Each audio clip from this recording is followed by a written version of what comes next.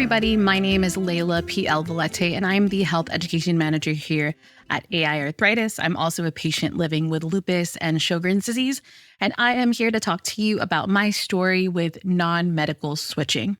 It's a little bit of a different story compared to other typical non-medical switch stories, but it's one that is very interesting, so I am excited to tell you a little bit about it. I have been on Benlysta or belimumab since 2014. It's 2024 right now, so basically on and off for about 10 years with a little stint of rituximab in the middle of there. And basically, when I was on this medication, I originally was on the infusion version because they did not have the subcutaneous injection version yet. But in 2019, they did get the subcutaneous version, and I had done that for a little bit.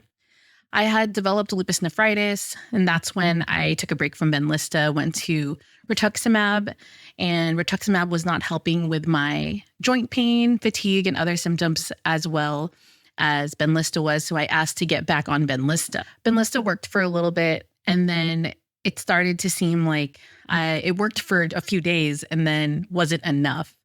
And at that point, I was close to 400 pounds after having to do a whole stint of prednisone and a lot of other steroids because of my lupus nephritis. And so I'd gained a lot of weight. And the Benlysta subcutaneous injection is a regular dose of 200 milligrams per injection, while the infusion dose is dependent on your weight. So I thought, okay, maybe I'll go back to my infusion. So we are in December of 2022. I get my infusion and everything is working well. It has been amazing. And fast forward to June of 2024.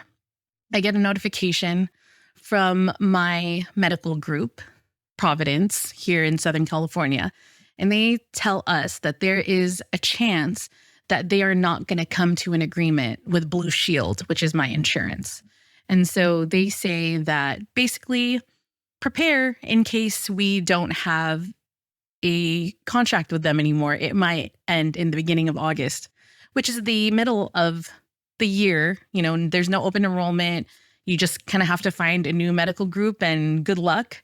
Apply for continuation of care if you have a chronic condition or if you're pregnant. But what they don't say is that this continuation of care only has to do with the doctor visits. Doesn't have to do with any of your treatment, blood work, or x-rays. So they had told me, don't worry, this is just a warning. We think that we'll work out a contract.